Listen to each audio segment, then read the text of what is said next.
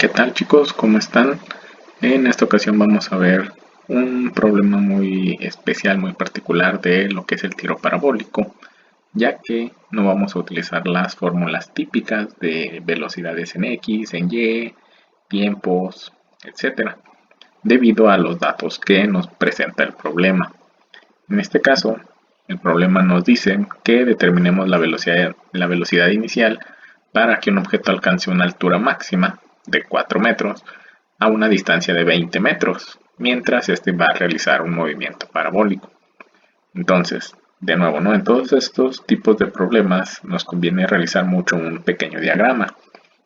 En algunas ocasiones, esta X máxima también la van a poder encontrar con una D, tal vez de distancia o de desplazamiento máximo, o a veces también con una R. Y pues son los únicos datos que nos da el problema. De aquí nos va a pedir que obtengamos su velocidad inicial. Entonces, como ven, prácticamente no tenemos nada de datos. No tenemos tiempos, no tenemos ángulos, que también es muy importante. No tenemos tiempos, que también son muy importantes. Entonces, esas fórmulas como básicas o típicas no nos van a resultar muy útiles porque prácticamente en todas o nos pide velocidades, tiempos y ángulos y no tenemos nada de eso. Entonces para eso vamos a recurrir a algunas fórmulas un poquito especiales de este tipo de tiro parabólico, que son las siguientes. Primeramente lo que es el ángulo de tiro. ¿Cómo vamos a poder determinar ese ángulo en el cual se lanzó el objeto? Pues con esta fórmula, ¿no? La tangente del ángulo va a ser igual a 4 veces la altura máxima sobre la distancia máxima que recorrió o que recorrería. Otra fórmula que vamos a utilizar es la de la distancia máxima horizontal, que en este caso es esta que tenemos por acá. Y por último también la de la altura máxima. ¿Por qué podemos utilizar estas? Porque son prácticamente los únicos datos que tenemos. La distancia máxima y la altura máxima. Porque si se fijan, aquí inclusive tenemos velocidad, que no la conocemos, y el ángulo que tampoco conocemos, pero vamos a poder calcular con esta otra fórmula. Existen otras fórmulas también que vamos a poder o que pudiéramos llegar a utilizar, en este caso no podríamos, que serían por ejemplo el tiempo de vuelo, o sea el tiempo que va a recorrer desde que inicia hasta que vuelva a caer, sería esta, y también la relación que va a existir entre la altura máxima, que en este caso la llama h, y el tiempo de vuelo. Pero les digo, no, son fórmulas ya un poquito más especiales que dependen de los datos que tengamos. Entonces, pues ya solamente es cuestión de utilizar, en este caso, primeramente la fórmula para el ángulo. Ya saben que para despejar el ángulo, las trigonométricas se despejan con la misma función pero inversa, o a la -1. Y de aquí pues ya solamente es cuestión de hacer operaciones. Tenemos que hacer 4 por la altura máxima, o sea 4 por 4, entre 40, que es la distancia máxima que recorrería el objeto.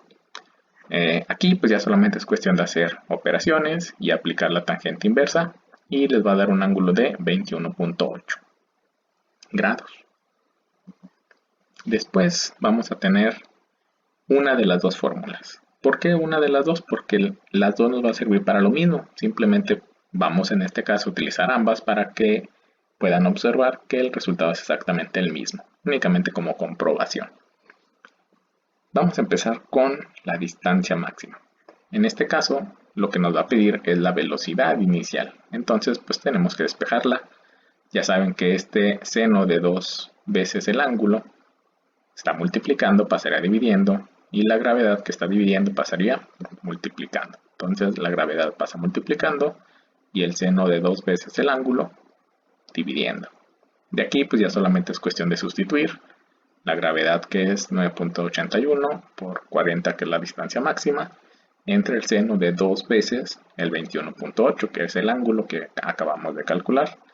Ya solamente es cuestión de hacer operaciones y les debe quedar 569 metros sobre segundo cuadrado. Y ya saben que este cuadrado pues simplemente se quita con una raíz. Entonces se aplica la raíz cuadrada y les debe quedar una velocidad inicial de 23.85. metros sobre segundo. Ya saben que también la raíz se le aplica a las unidades de medida. Y la segunda, que sería exactamente para lo mismo, en este caso, pero utilizando el dato de la altura máxima. Son fórmulas parecidas, pero bastante diferentes. En este caso, lo mismo, como nos pediría en dado caso la velocidad inicial, pues hay que despejarla. El seno cuadrado pasaría dividiendo y el 2g que está dividiendo pasaría multiplicando. Entonces tenemos 2g multiplicando, seno cuadrado dividiendo y es lo mismo, ¿no? Solamente es cuestión de sustituir. Tenemos 2 por la gravedad de 9.81 por la altura máxima que eran 4 entre el seno cuadrado de 21.8.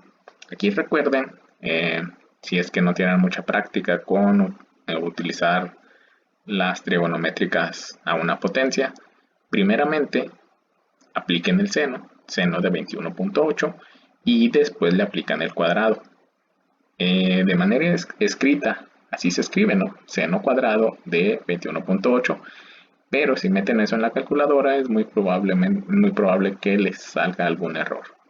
Entonces tendrían que aplicar seno del ángulo y después elevarlo al cuadrado. Igual solamente se hacen operaciones y les debe quedar el mismo 569 metro cuadrado sobre segundo cuadrado. Le sacan la raíz y listo, ¿no? Les quedaría exactamente el mismo resultado. En este caso les da de resultado la velocidad inicial. No les da la velocidad inicial ni en X ni en Y. Es una velocidad inicial general. Si quisieran saber la velocidad en X y la velocidad en Y, pues solamente sería aplicar las fórmulas típicas o más comunes del tiro parabólico. Y pues eso sería todo. Si tuvieran alguna duda, recuerden, hay que preguntarla. Y nos veríamos en otro video. Hasta luego.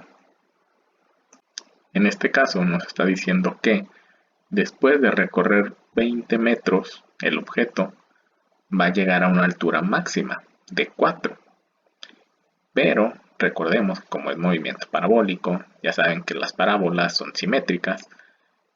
Entonces, a partir del punto máximo va a tender a caer exactamente de la misma forma en la cual subió. ¿Y esto por qué va a ser importante para nuestros datos?